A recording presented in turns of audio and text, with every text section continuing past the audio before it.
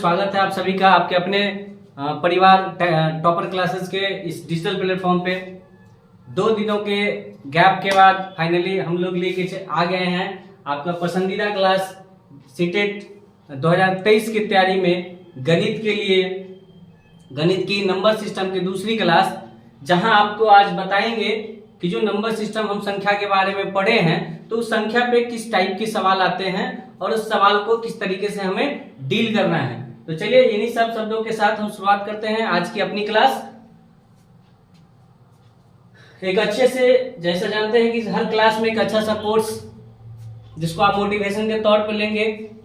देखिए मैथमेटिक्स हमें हर स्टेप सिखाता है। मैथमेटिक्स क्या कहता है कि mathematics is a great motivation for all humans, यानी मैथमेटिक्स एक बहुत ही बड़ी मोटिवेशन है हम सभी ह्यूमंस के लिए, हम सभी मानव जातियों के लिए। क्यों कराता है? Because it's career starts with zero and it's never ends, यानी इंफिनिटी। आपको पता ही है, जब हमने पढ़ाया था तो बताया था कि गणित की शुरुआत ही जीरो से होती है और इसका कोई लिमिट नहीं होता है, एंड नहीं होता है।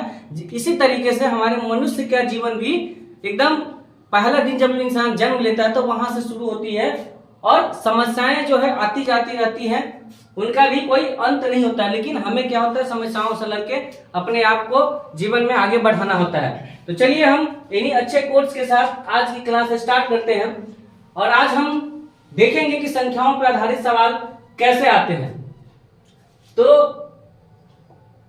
जैसा कि पता है सभी नंबर के बारे में, तो पहला नंबर होता है हमारा प्राकृत संख्या, जो गिनती की संख्या जिसको आप 1 से काउंटिंग करते हैं, वो सभी संख्या को प्राकृत संख्या बोलते हैं। इन सब से हम लोग अवगत थे।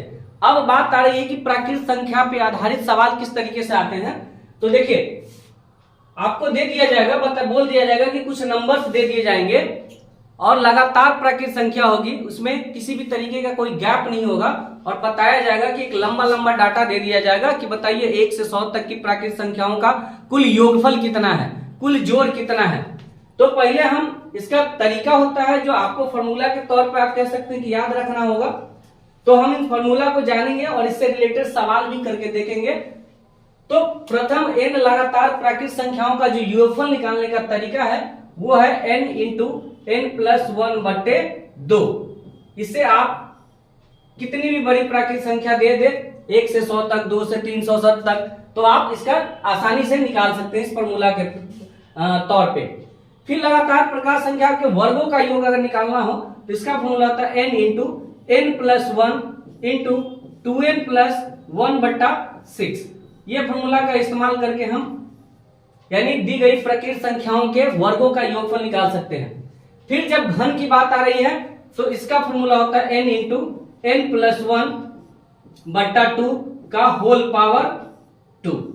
तो ये 3 फॉर्मूला हैं जो प्राकृत संख्याओं पर जो 3 तरीके के सवाल पूछे जा सकते हैं, वो पूछे जाते भी हैं सीटेट एग्जाम में या कोई भी कॉम्पिटिटिव एग्जाम में। तो इस तरीके के सवाल देखने को मिलता है कि आपको कुछ नंबर दिया जाएगा, जैसे आपको सवाल भी हम लिए चलते हैं डायरेक्ट।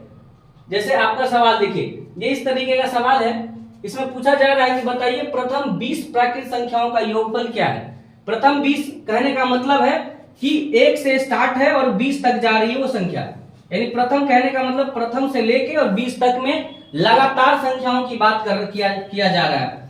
तो अभी हमने एक फॉर्मूला देखा कि लगातार प्राकृत संख्याओं का योगफल अगर निकालना हो तो हम क्या करेंगे, फॉर्मूला लगा देंगे n इंटू n+1/2। अब भैया ये n क्या है, तो n क्या है, अंतिम संख्या, यानी कितनी संख्याओं की बात किया गया है, अंतिम संख्या है, यानी या आप इसको बोल सकते हैं कि कुल संख्या है। कुल संख्या कितनी दी है उस सवाल में। तो देखिए कितना संख्या की बात किया गया, 20 संख्याओं की बात की गई है। तो n कितना हो गया हमारा, तो n हो गया हमारा 20। अब आप निकाल लीजिए इस पूरे का, यानी इसका कहने का मतलब, सवाल का कहने का मतलब है कि 1 से लेके 1, 2, 3, 4 इसी तरीके से डॉट डॉट तक 20 संख्याओं हैं और इन सभी का योगफल निकालने के लिए बोला है।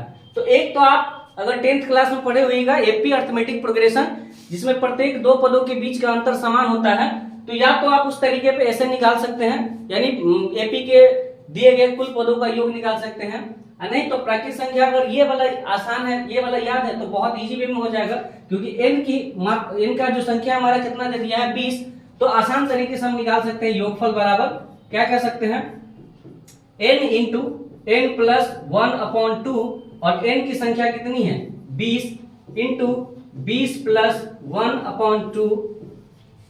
तो जब हम इसको सॉल्व करेंगे तो 20 गुने 21 और बट्टा में 2 हो जाएगा, 2 से काट देंगे 20 को 10 बार में, और 10 से 21 का गुना होगा तो क्या हो जाएगा 210। अब जो भी ऑप्शन में हमारा 210 आंसर होगा वही हमारा क्या हो जाएगा राइट आंसर।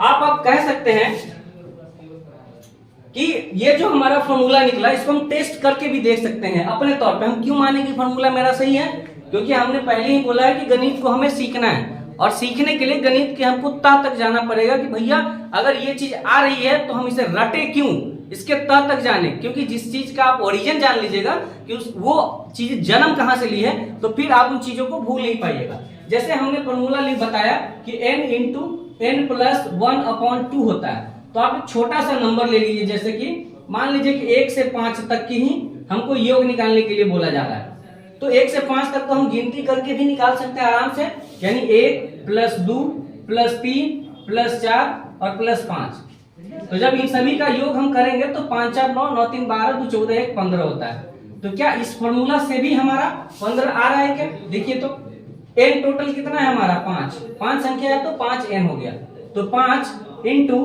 5 प्लस 1 और अपन में 2। तो जब हम इसको सॉल्व करेंगे तो 5 गुने 6 बट्टा में 2, तो 2 तिया 6 यानी 15। यानी आप 1 से लेके 20 तक, 1 से लेके 100 तक इन सभी संख्याओं को अलग अलग जोड़ के नहीं कर सकते, उतना आपके पास समय नहीं होता है, आपका 2-3 पेज भर जाएगा। इसीलिए जब हम कोई फॉर्मूला निकालते हैं तो फॉर्मूला का मेन काम होता है कि हमारे टाइम को सेव करना, समय को बचत करना। तो कोई भी अगर फॉर्मूला निकाला जाता है तो वो कॉन्सेप्ट से ही होता है और हमारे समय की बचत के लिए होता है। तो आप देख सकते हैं कि जहां से ये आसान तरीके से आया, हम जो बेसिक तरीका वो इस फॉर्मूला से भी आ रहा है, इसका मतलब हमारा जो फॉर्मूला है वो पूरा सही है। चलिए अब हम दूसरे सवाल पे चलते हैं।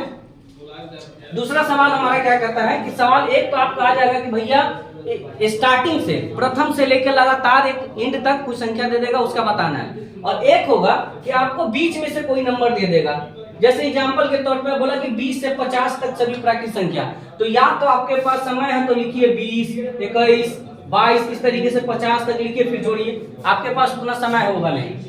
तो हम इसको क्या निकाल सकते हैं, पहले हम निकाल सकते हैं 1 से 50 तक, क्योंकि हमारे पास जो फॉर्मूला है वो लगातार प्राकृतिक संख्याओं को निकालने का तरीका है, बीच में से निकालने का कोई फॉर्मूला नहीं है। तो पहले हम निकाल देंगे 1 से 50 तक की संख्या का योग, और फिर क्या करेंगे 1 से 20 तक उसमें से क्या कर देंगे घटा देंगे, यानी इस फॉर्मूला का 2 बार हम यूज करेंगे। तो अगर 1 से 50 तक की प्राकृतिक संख्याओं का योगफल निकालना चाहें तो इसमें फॉर्मूला n बराबर क्या हो जाएगा 50, और यहाँ n बराबर क्या हो जाएगा भैया 20। तो आप जब निकालिएगा तो ये हो जाएगा n इंटू n प्लस 1/2, और n की संख्या यहाँ क्या है 50, और इंटू में 50 प्लस 1 बट्टा में 2।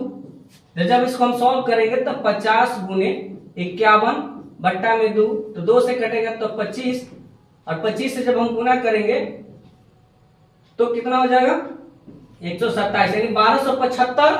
1 से 50 तक की टोटल संख्याओं को लगातार अगर हम काउंट करें और ऐड करें तो 1275 आएगा। लेकिन हमारा ये आंसर नहीं हुआ, हमको ये आंसर नहीं चाहिए, हमको आंसर चाहिए 20 से 50, यानी 20 से, देखिए से और तक में बहुत अंतर हुआ, 20 से 50 तक की बात बोला है, यानी आपको 20 को भी काउंट करना पड़ेगा।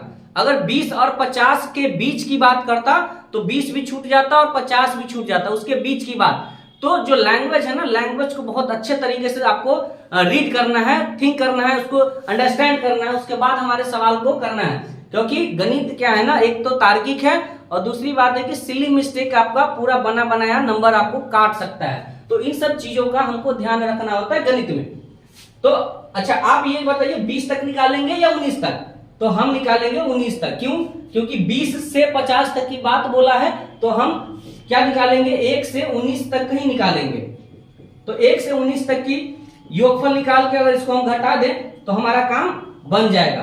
तो देखिए अब यहाँ पर n कितना हो गया भैया तो n हो गया हमारा 19, n हो गया हमारा 19। अब निकाल दो, तो इसी फॉर्मूला पर लिखना है, तो बार बार फॉर्मूला क्या लिखना, n हमारा कितना हो गया 19 और इंटू 19 प्लस 1 बट्टा में 2।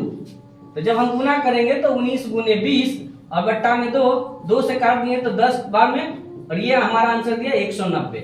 अब हमें अभी भी हम आंसर तक नहीं पहुंचे, अब हमें क्या करना पड़ेगा, 1 से 50 तक की संख्याओं का जो योगफल आया उसमें से अगर इसको हम घटा दें तो हमारा फाइनल आंसर मिल जाएगा। यानी आप कह सकते हैं कि 1275 में से 190 को अगर हम घटा दें तो हमारा आंसर क्या आ जाएगा, 17 में से 9 गया 8, ये 0 ये, तो हमारा जो फाइनल आंसर होगा वो कितना होगा 1085। अगर आपके पास पर्याप्त समय हो तो आप घर पे बैठ के आराम से 20 से 50 तक की संख्याओं को लिखेंगे, या कैलकुलेटर होगा तो उसमें लिख के आराम से देखिएगा कि मास्टर साहब बताएं वो सही है कि सही फाकेबाजी कर रहे हैं ना। तो इन सब चीजों को आप चेक कर सकते हैं, लेकिन फॉर्मूला होने का मेन मकसद यही होता है कि आपके टाइम की बचत किया जा सके। तो जो हमारा प्राकृतिक संख्याओं पर आधारित सवाल होता है इन दो तरीकों से पूछा जाता है। एक तो आपको आसान दे देगा कि भैया यहां से एकदम स्टार्टिंग से यहां तक कर दो, ध्यान रखिएगा प्राकृतिक संख्या स्टार्ट होता है 1 से, और प्रथम अगर n प्राकृतिक संख्याओं की बात बोले तो वो 1 से ही लिमिट तक होगा। जैसे कि अगर 20 तक प्राकृतिक संख्या की बात बोले तो 1 से 20 तक ही होगा, 1 को नहीं छोड़ना, यानी स्टार्टिंग से उस नंबर तक होगा तभी फॉर्मूला पर अप्लाई होगा, ठीक है ना। तो चलिए अब हम इन दोनों तरीकों से प्राकृतिक संख्या पर सवाल पूछेगा। अब अगले जो सवाल है प्राकृतिक संख्या पर आधारित वो ये है वर्गों पर आधारित, कि मान लीजिए ये दो सवाल और देखिए। अब पूछेगा कि बताइए यही प्रथम प्राकृतिक संख्याओं के वर्गों का योगफल बताइए। तो अभी हमने वर्गों के योगफल निकालने के लिए फॉर्मूला आपको दिया, और वो फॉर्मूला क्या था, n into n plus 1 into 2n plus 1/6। तो आप 1 से 10 को फिलहाल छोड़ दीजिए, हम छोटा सा नंबर लेते हैं कोई, मान लीजिए कि 1 से 3 तक, 1 से 3 तक अगर चेक करना है तो छोटा नंबर देख,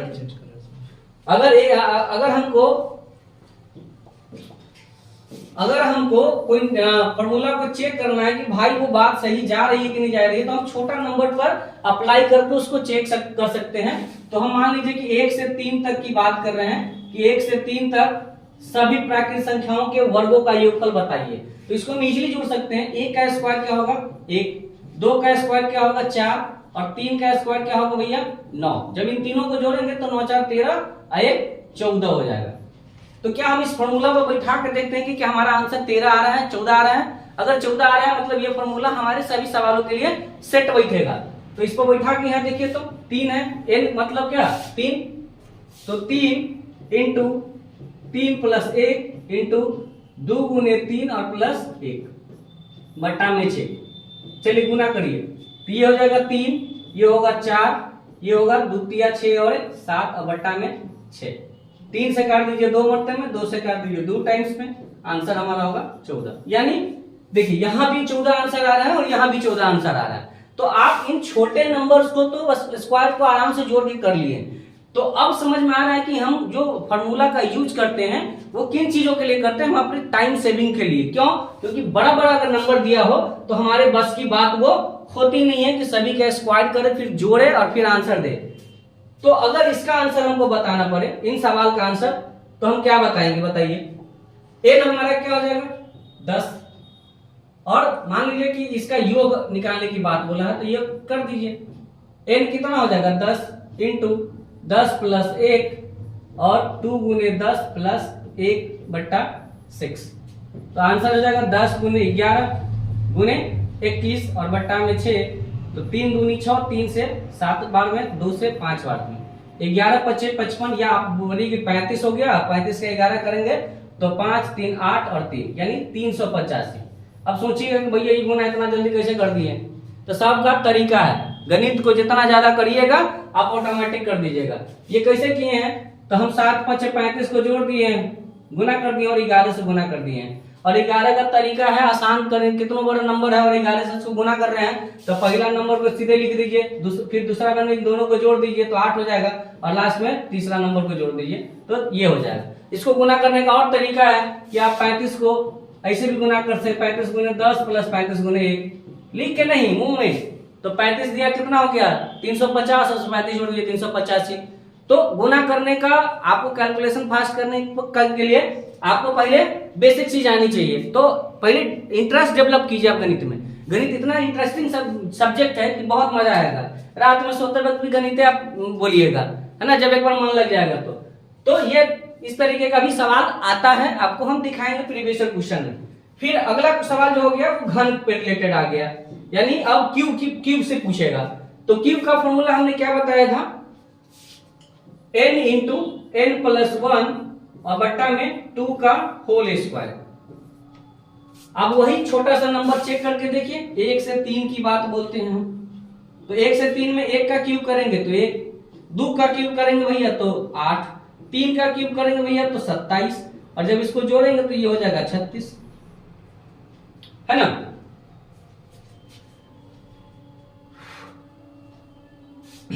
तो चलिए 3 नंबर है, n हमारा 3 है, तो n इंटू n प्लस 1 बट्टा में 2 और इसका होल स्क्वायर करना है।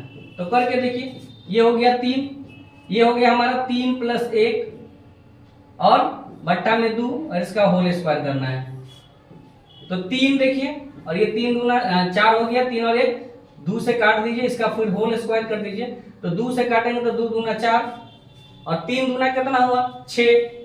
तो अब हमको 6 का स्क्वायर करना है, तो क्या 36, यही हमारा आंसर आ रहा है। जितना हमारा 36 यहाँ बेसिक तरीके से उतना ही हमको फॉर्मूला के तौर पर, तभी हम फॉर्मूला को मानेंगे ना, तभी हमारा टाइम टेकिंग बचाएगा। तो अब हम इस सवाल को करेंगे जो मेन हमारा सवाल है।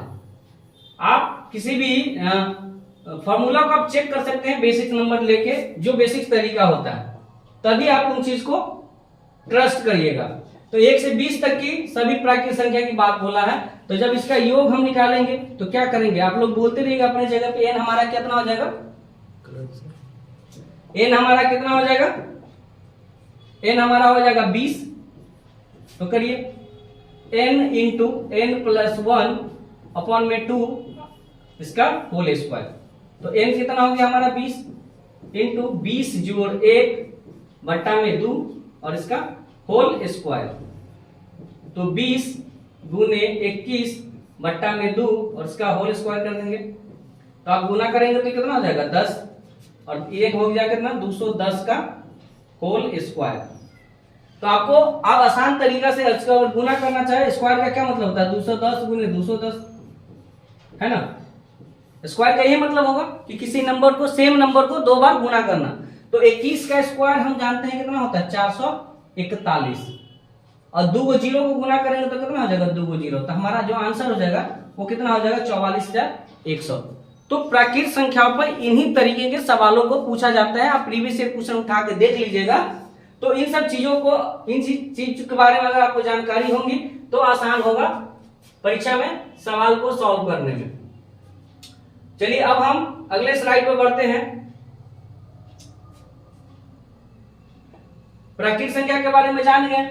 पूर्ण संख्या के बारे में आप जानते हैं कि अगर प्राकृतिक संख्या के समूह में 0 को ऐड कर दिया जाए तो पूर्ण संख्या हो जाता है।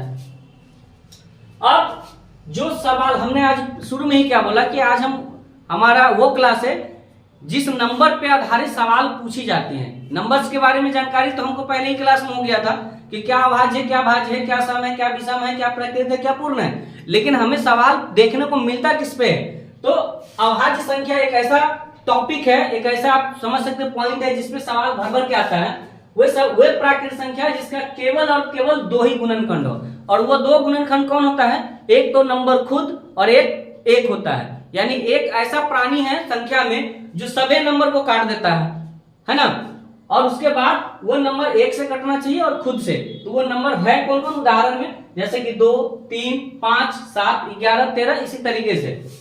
अब अभाज्य संख्या पे आधारित कुछ याद रखने वाली बातें हैं। यानी याद रखने वाली बातें क्या है कि मतलब किस तरीके के सवाल पूछे जाते हैं। तो आपको पूछ देगा कि सबसे छोटी अभाज्य संख्या क्या कौन सी है।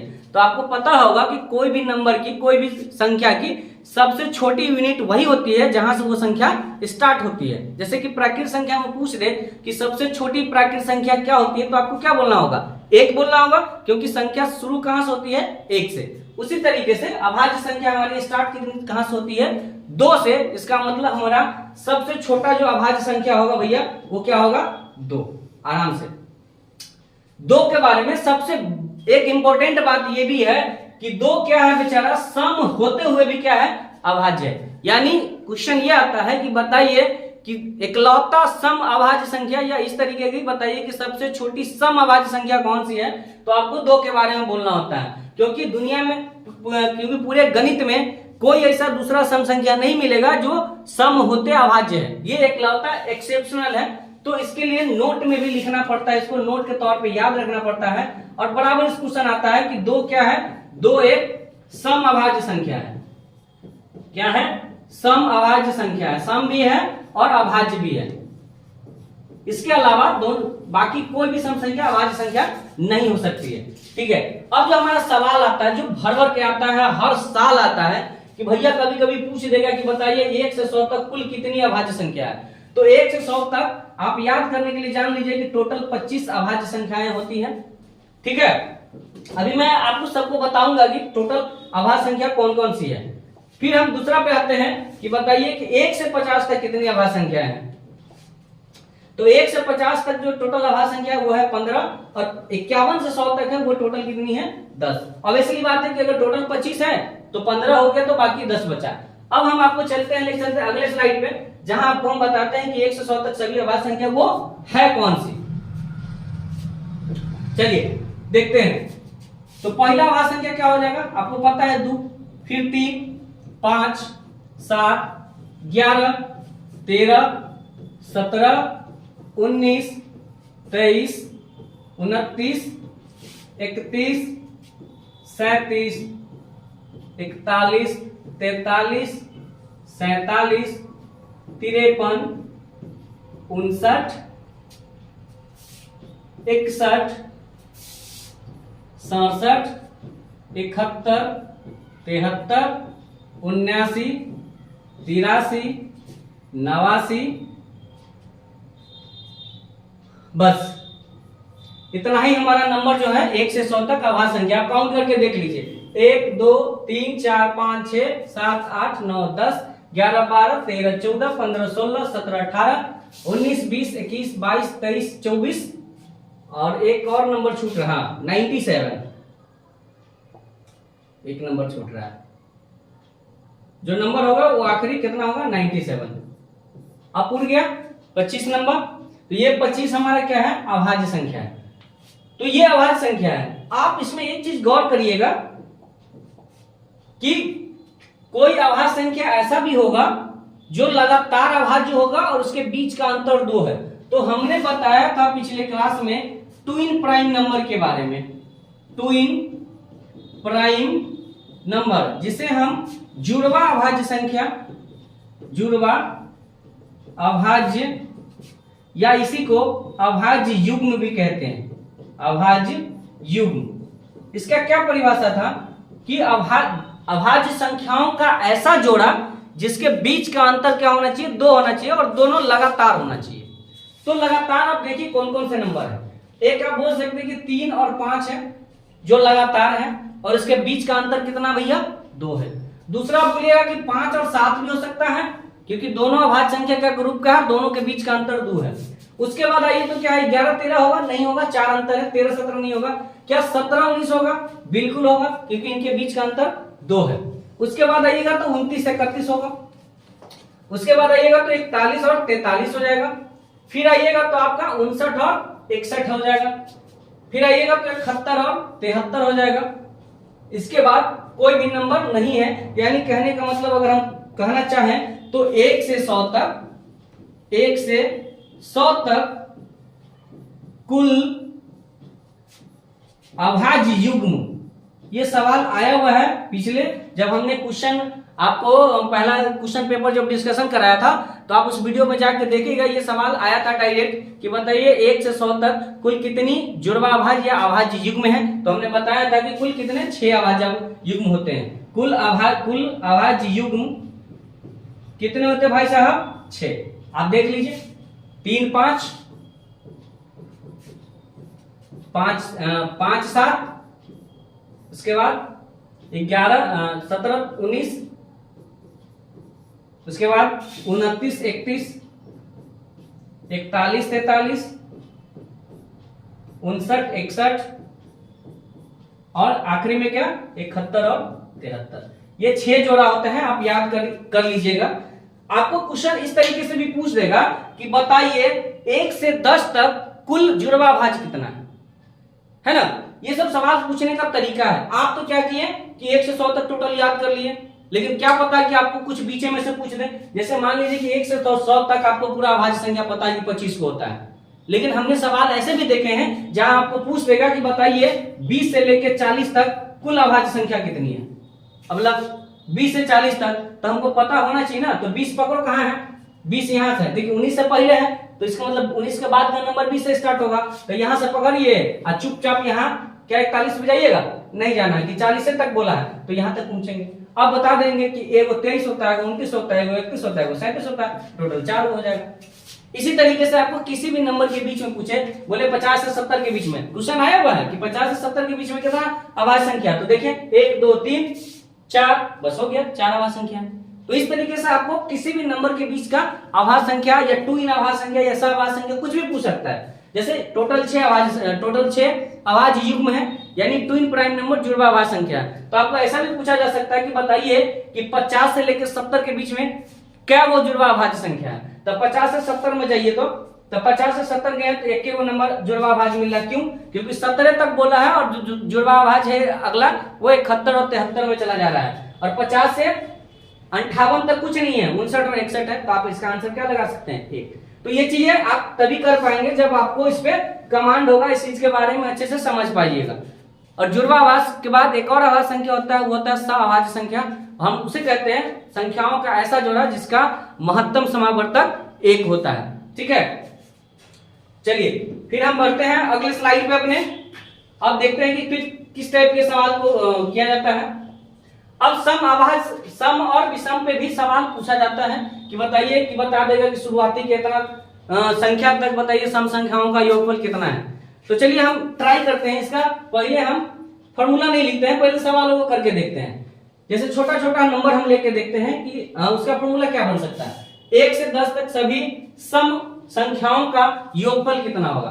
तो 1 से 10 तक हम तो आराम से लिख सकते हैं 1 2 3 4 5 6 7 8 9 और 10। अब 10 में आपको पता होगा कि प्राकृतिक संख्या जितनी भी हम लिखते हैं उसमें आधा होता है सम संख्या और आधा होता है विषम संख्या। क्यों? क्योंकि सम और विषम प्रत्येक दूसरे नंबर होता है। यानी अगर पहला 1 है विषम तो दूसरा होता है सम, तीसरा होता है फिर विषम, चौथा फिर सम। तो इसी तरीके से अगर 10 नंबर दिया है तो स्वाभाविक इसमें 5 सम होगा 5 विषम होगा। तो सम संख्या को हमको पकड़ना है ना, फिर उसका योगफल निकालना है। तो हम सम संख्या को पहले पकड़ेंगे। तो सम संख्या हमारा हो गया वो 2, एक हो गया 4, फिर 6, फिर 8 और फिर 10। और सबको अगर जोड़े तो 10 8 18, 18 6 24, 24 4 28, 28 2 30। हमारा योगफल कितना हो गया 30। अब हमको पता करना है कि क्या हम इसको इसी तरीके से जोड़ते रहें या कोई आसान तरीका है निकालने का। तो वो एक ही तरीका होगा कि हम उसको फॉर्मूला के तौर पे याद रखें। और इसका फॉर्मूला क्या होगा बाबू? इसका फॉर्मूला हम अभी आपको दे रहे हैं कि n/2 इंटू n/2 जोड़ 1। अगर ये फॉर्मूला आप लगाते हैं तो ये इस क्वेश्चन का डायरेक्ट आंसर निकाल सकते हैं। जैसा कि हमने 1 से 10 के बारे में किया तो इस पर हम निकाल के देखें। 1 से 10 तक देखिए, प्रथम n तक लगातार, यानी 1 से 10 तक बोला है तो n हमारा कितना होगा ग्रुप? n होगा हमारा कितना 10। ठीक है, अब इस फॉर्मूला पे हम लेके जाएंगे। तो फॉर्मूला है कि n/2 इंटू n/2 प्लस 1। अब बैठाइए इस पे, n कितना है 10, तो 10/2, फिर बैठाइए तो 10/2 और जोड़ 1। अब देखिए 10 से काट दिए तो कितना हो गया 5 हो गया। और इसको अगर काटे तो 2 पंचे 10 5 और 5 प्लस 1 कितना हो गया 6 और 6 पंचे कितना होगा भैया 10। तो क्या देखिए जो हमारा 30 आंसर यहाँ आ रहा था वही 30 हमारा यहाँ भी आ रहा है। यानी हम कह सकते हैं कि इन सवालों के लिए कम समय में अगर सवालों का आंसर निकालना है तो हम इस फॉर्मूले का सहारा ले सकते हैं। ठीक है, तो यह हो गया सम संख्याओं को निकालने का तरीका। n लगातार संख्याओं तक, n तक लगातार सम संख्याओं का योग। फिर उसी तरीके से विषम के बारे में भी आएगा भैया। तो विषम की बात, विषम का क्या होगा, विषम का तरीका क्या होगा, आइए इसको भी जान लेते हैं। तो विषम को जानने के लिए जैसे हमने आपको बताया कि जो भी नंबर लिखते हैं उसमें आधा सम संख्या होता है और आधा विषम होता है। तो बाकी नंबर विषम कौन कौन होगा, 1, 3, 5, 7 और 9, सभी को जोड़िए, 9 7 16, 16 5 23, 9 7 16, 16 5 21, 21 3 24 और 24 1 25, ये हमारा कितना आ गया भैया 25। तो हम इसको, अब हमारा n यहाँ पे कितना है 10, तो इसका निकालने का सबसे बड़ी आसान तरीका क्या है कि n/2 और इसका क्या कर दीजिए होल स्क्वायर कर दीजिए। ये हमारा विषम संख्याओं का सम निकालने का तरीका है, विषम संख्याओं का योगफल निकालने का तरीका है। n हमारा 10 है तो 10 बट्टा कितना 2 और इसका स्क्वायर कर दीजिए, तो 10 बट्टा 2 कितना होता है भाई साहब 5, और 5 का स्क्वायर कितना हो जाएगा 25। ये सब तरीका है, ये सब एक फॉर्मूला कर लीजिए या कॉन्सेप्ट का एक हमको कम समय में आंसर निकालने का तरीका। आप कहिएगा कि सर कुछ और निकाल के दिखाइए, तो इसी पर जैसे यहां तक नंबर हम लिए थे, मान लीजिए एक और नंबर हमें एक्स्ट्रा और नंबर जोड़ते हैं, यानी अगला नंबर हम जोड़ते हैं। मान लीजिए किसमें अगला नंबर क्या हो जाएगा 11, तो अगर हम इस 25 में 11 हम जोड़ते हैं, 25 में 11 तो कितना हो जाएगा 36, 25 में 11 जोड़ेंगे तो कितना हो जाएगा 36, n/2 11/2 5.5। अब देखिए यहां पे क्या आ जाएगा, टोटल नंबर कितना आ जाएगा, अगर इसको आगे करेंगे तो 11 तक जाएगा, तो 11 नंबर तक विषम संख्या होगा, तो 11 बट्टा क्या करेंगे 2, 11/2 का क्या करेंगे भाई स्क्वायर। तो अब तक कहिएगा कि सर 11/2 पूरा नंबर नहीं आया, 5.5 ही आया ना। तो आप एप्रोक्सीमेशन में एक चीज जानते होइएगा कि जब भी दशमलव के बाद अगर संख्या 5 या 5 से ज्यादा है तो उसको हम पूरा एक मान के पहले वाले नंबर में ऐड कर देते हैं। अगर 5.5 है तो हम 5.5 को 5.5 न मान के 6 मानते हैं। अगर वही नंबर 5 पॉइंट के बाद, अगर किसी नंबर के बाद पॉइंट 5 से कम हो 1 से लेके 4 तक, तो उसको हम वही नंबर मानते हैं जितना वो पहले होता है। जैसे 5.5 है तो ये 5 दशमलव के बाद 5 है या 5 से अधिक रहेगा तो इसमें 1 ऐड करेंगे, तो 5.5 में को हम 6 मानेंगे और 6 का स्क्वायर करेंगे तो कितना हो जाएगा 36। जो हमारा आंसर यहाँ पे आएगा 25 में 11 जोड़ने पर 36, वही हमारा आंसर यहाँ पे आएगा। लेकिन अगर यही दशमलव के बाद 5.4 होता तो इसको हम 5.4 न मान के सीधे 5 मारते। ये अप्रोक्सीमेशन जब बोलेंगे बताएंगे तो आपको या बताएंगे कि अभी जान लीजिए कि किसी भी दशमलव के बाद अगर कोई नंबर दशमलव के बाद 5 से नीचे है तो उस नंबर को हम 0 मानते हैं, और अगर दशमलव के बाद 5 या 5 से ऊपर है तो उसको हम पूरा 1 मानते हैं और पहले वाले संख्या में ऐड कर देते हैं। तो यह हमारा विषम संख्याओं का योगफल निकालने का भैया तरीका हो गया। ठीक है, इसी तरीके के सवाल सब आते हैं। अब कितना, ठीक है, तो इन्हीं सब सवाल को एक बार फिर से हम स्लाइड को देखते हैं थोड़ा सा रिवीजन के तौर पे कि प्राकृत संख्याओं को निकालने का तरीका है ना। उसके बाद प्राकृत संख्याओं को योगफल निकालने का तरीका, योगफल 2 तरीके का निकाला जा सकता है, एक तो 1 से लेकर लास्ट तक, और एक कहीं भी बीच में कुछ नंबर दे देगा उसके बीच का योगफल निकालने का तरीका बता दिया जाए, पूछ लेगा, तो उन चीजों को आपको करना है। फिर वर्गों का योगफल निकालना, घनों का योगफल निकालना, है ना। आखिरी स्लाइड पे कुछ है तो थोड़ा उसको मतलब रीड कर लेते हैं। कुछ इंपॉर्टेंट बातें होती हैं जो आपको नंबर सिस्टम से चीजें ध्यान रखनी होती है, तो आप आपको इस स्लाइड को देख लीजिएगा और इस पे गहन विचार थोड़ा करिएगा। जब नेक्स्ट क्लासें होंगी तो हम इनके बारे में और भी डिटेल से जानेंगे और इसमें कुछ और भी आइडिया होंगे। ये आपको इतना ही स्टेटमेंट नहीं है, इनके बारे में तो आप जानते हैं कि एक ना है भैया भाज्य ना भाज्य है, 0 के बारे में जानते हैं कि भैया नहीं धनात्मक है नहीं ऋणात्मक है, सभी सम और विषम प्राकृत संख्या होती है। तो इन सब चीजों के बारे में नेक्स्ट क्लास में विशेष चर्चा की जाएगी। और आप लोग कमेंट बॉक्स में बताइएगा कि क्या आप लोगों को इसी तरीके से कॉन्सेप्चुअल क्लास चाहिए या फिर एमसीक्यू बेस्ड क्वेश्चन चाहिए, क्योंकि जब आप सवाल करते हैं ना तो सवाल के साथ साथ आपको सोचने की क्षमता भी विकसित होती है और उसी सवाल के साथ साथ आप कॉन्सेप्ट भी सीख लेते हैं। यानी आप कह सकते हैं कि 2 in 1 काम होता है, एक साथ 2 काम चल रहा होता है। एक तो आपको जैसे आपको बताया गया है कि प्रैक्टिस मेक्स मैन परफेक्ट, है ना, जो अभ्यास ही है इंसान को किसी भी सब्जेक्ट में निपुण बनाता है। तो बिना अभ्यास के कोई भी सब्जेक्ट को अपने हाथ में करना मुश्किल वाली बात है। तो हम लोग सोच रहे थे कि जो हमारा प्रीवियस ईयर क्वेश्चन, जो भी लेटेस्ट क्वेश्चन से पूछा गया है सीटेट में, क्या बोलते हैं उसको, शिफ्ट वाइज, तो मेरा प्रयास है कि शिफ्ट वाइज गणित का क्वेश्चन किया जाए और उसी के थ्रू आपको कॉन्सेप्ट तक भी पहुंचाया जाए, ताकि आपका अपना उधर प्रैक्टिस भी होते चला जाएगा और कॉन्सेप्ट भी क्या करते गेन करते चले जाएगा। और जब इस तरीके की क्लास होगा ना, तो आपको एक तरीके का मोटिवेशन भी मिलेगा, अंदर से मैथ के प्रति प्यार भी होगा कि आपको ये चीज पहले विजुअल होना शुरू हो जाएगा ना, कि भैया नहीं सही बात, ये सब सवाल पूछता भी है और कॉन्सेप्ट हम बताते चल रहा है, तो आपको ये भी नहीं लग रहा है कि भैया ये सवाल आता भी है कि नहीं आता है। जब आप नंबर सिस्टम पूरी खत्म कर लेंगे तब उस पर आधारित बेस्ड पे सवाल करेंगे, है ना। तो हम सोच रहे हैं कि आप कल से एमसीक्यू टाइप का क्वेश्चन लेके आए। बाकी जो भी आपका सजेशन होगा वो आप कमेंट बॉक्स में दीजिएगा, फिर हम लोग उस पर विचार करेंगे और फिर नेक्स्ट क्लास लेंगे। तब तक के लिए ध्यान रखिए, मस्त रहिए, स्वस्थ रहिए और पढ़ाई में पूरी तरीके से व्यस्त रहिए। अब की बात सीटेट पास, और भैया शिक्षक हैं, शिक्षक बनाएंगे, बनना है शिक्षक तो आराम हराम है, आराम तो करना है नहीं, तो इसीलिए पढ़ते रहिए। चलिए तब मिलते हैं नेक्स्ट क्लास में, तब तक के लिए